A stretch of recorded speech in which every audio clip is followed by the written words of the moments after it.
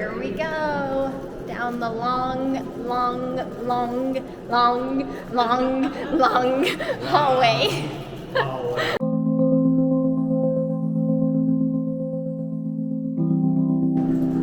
There's got to be like 7 of these. Yes, there are. It's not like they can. Hi, Mom. And that's a set of doors. We just went through one. Thanks for joining us. As the video goes on, you're going to hear me chime in from time to time to give little insights about the trip at specific moments. This is mainly meant to be for my family later on in their life, my kids to come back and watch the video, but I hope you can take something away from our travels to Dubai, and thanks for watching again. Enjoy the show. Bye. See you.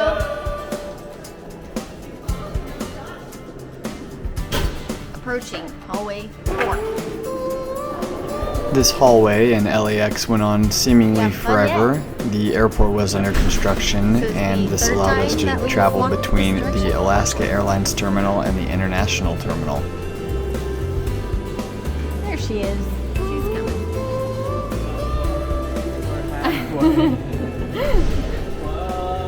No kidding. So here's where you can go to the stairs or the elevator. And if you take the stairs, there's one escalator going down and none going up, which is so backwards. So we're taking the elevator. Okay, so We did wait for about 5 minutes for this elevator to come down 2 flights of stairs. we're at 2. Yeah. We're just about ready to go up the stairs, but it's at 2. So just take note how busy it is.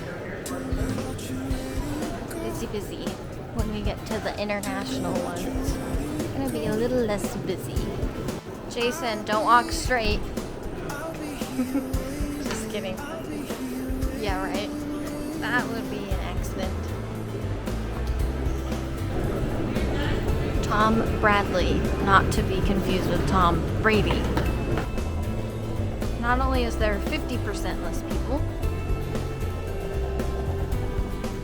but we also have air conditioning now. Pets are very important here. I love it.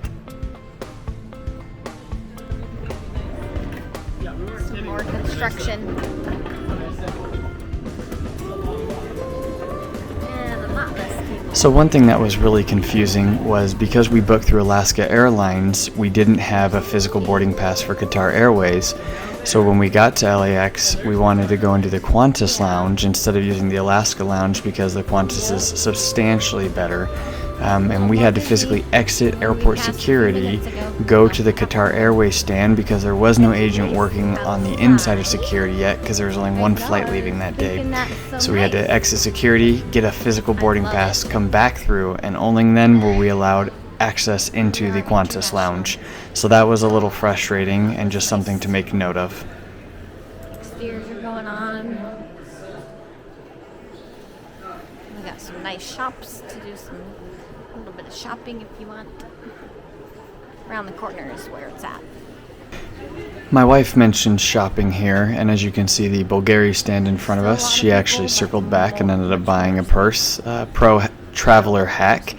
You don't pay any duty or any taxes if you buy from the airport kiosks. Right, where are we going? Qatar only has 1 aircraft here right now, and that's our flight. And Oh, wow. There's no gate. Sorry. Welcome to the Qantas Lounge. What do you think, Jason? So the Qantas Lounge really was the best lounge LAX had to offer. The food was really good, plenty of spacious seating. I would say the seats by the fireplace were probably the most uncomfortable, so get the little bucket seats next to the windows or those side walls. Those were incredibly comfortable. The food is very tasty. I know it looks like just a mess, but different salads. And they are very tasty. Back at it. Time to board. We're leaving the lounge. We are leaving the lounge.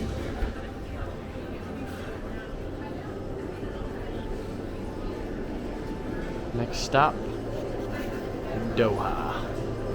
Qatar Airways also had a 100% mask policy. I will tell you the gate agents do their best to try and get everyone to wear them. However, the majority of people just simply weren't wearing them, and they were not stopping people or enforcing them to put masks on, whether you're pro-mask or anti-mask. I just want you to have all the facts. Agreed. Absolutely. Hands down. Like, even if you're flying domestically, come over here if you've got a long layover. Oh yeah.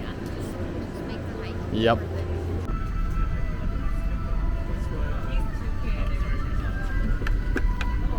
Sadie, sit down real quick.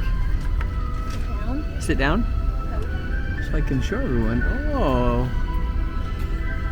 What's your initial thoughts so far? I feel very comfortable. Is there going to be plenty of space on this for you?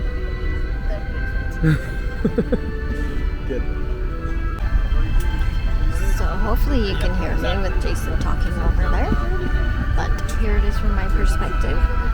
Already, the forward-facing seats are definitely better, I would say, because I show you.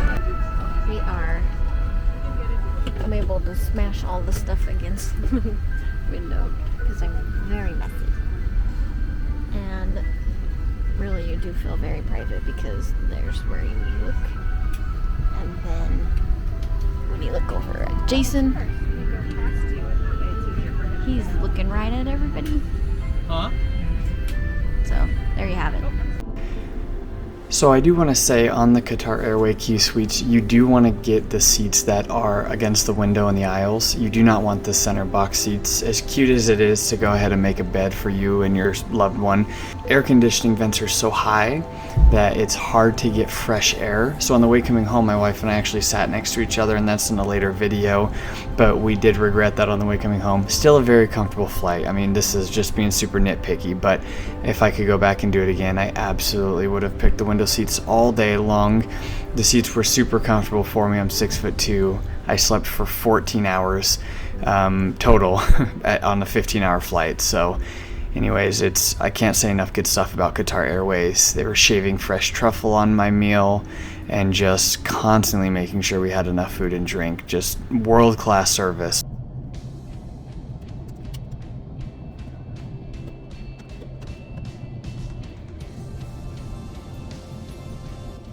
Here's the features that are important so far. Pineapple margarita drink with hot nuts. Delicious. And then on your map here, you just have so many options about what you want to see. You want to see from the left, the right, imperial, metric. I mean, do you want any sort of view you can imagine? Boom, turn. Okay, we're looking that way.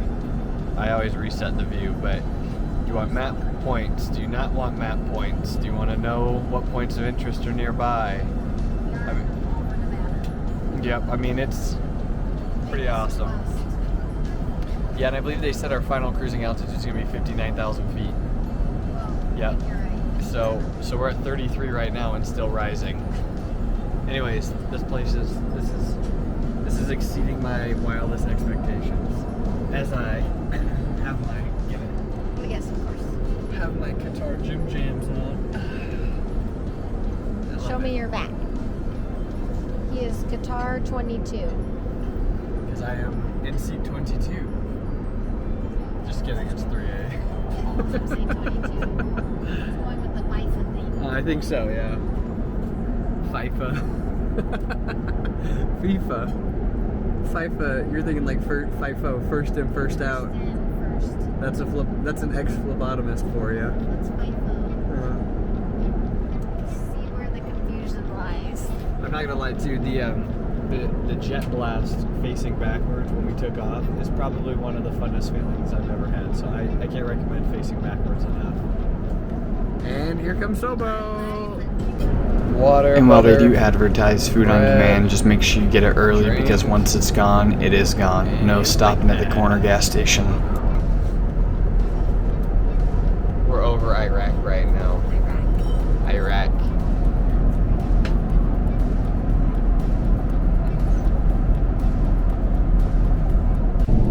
Making the descent into Doha. And you can see all the oil tankers. And this is the landing of possibly the fastest trip of my life. The seats were just so comfortable. I slept for 14 hours total. I mean, I don't even know how I did that. Also, the new planes are just so incredibly quiet. I mean, it's unreal. So if you haven't flown in one of these types of planes, you need to. So in Doha, you have the Al Mourjan Business Class Lounge and the Al Saifa First Class Lounge. We did pay for the Al Maha service, and that was nice. They meet you at the gate, take you to the lounge, and then pick you up and take you back to the next gate. We were able to jump the line. I mean, they cut right in front of everyone, so definitely worth the money. I mean, if you have a long layover, honestly, it's probably not worth the money, but we just didn't want to have any hassles getting to our next flight. Overall, a great lounge and a great experience. Everybody tired yet? No way. Landing in Dubai, I was a little bit taken back, having just come from Doha, which is this brand new beautiful airport that doesn't have as many people in. Dubai's a little bit older and just jam-packed full of tourists and all sorts of people. So just be prepared for that. Thank you. Also, Dubai is insanely safe, more so than I thought even from the videos I was watching before we went. So I had set up private vans to take us from the airport to the hotel, when in all reality you should just use the taxi services at the airport. The government controls the taxi services and has live feeds, like live cameras in every taxi. So the taxi drivers they drive very cautiously, they're very respectful, and I would have taken them all day long because it was a whole heck of a lot cheaper to do that than to rent these vans. So if you're heading to Dubai, really just take the taxi services at the airport unless you're going to have like a Maybach pick you up or something special like that. Can you see it? Downtown Dubai.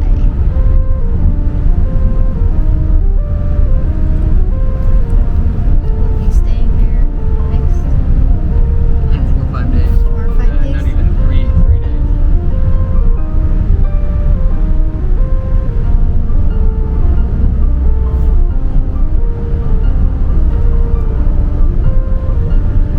Very cool. It's cool to see it at night. It's pretty tall. And all the lights and stuff. Let me think about it. In the entire world, that is the tallest building.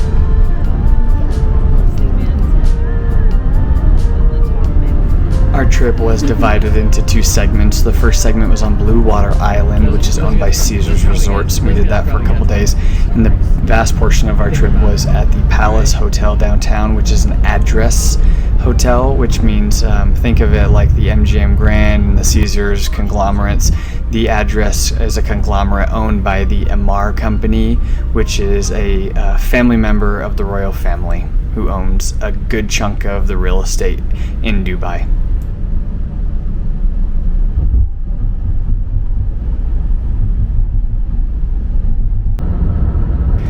Another fun fact, license plate numbers are a big deal in Dubai. The closer you are to the number 0, the more important you are. So if your license plate number is 2, none of the cops are going to pull you over. Everyone's going to get out of your way if you're speeding. Whereas if you're number 10,314, nobody cares about you. In 2008, license plate number 1 sold for just over $14 million at auction.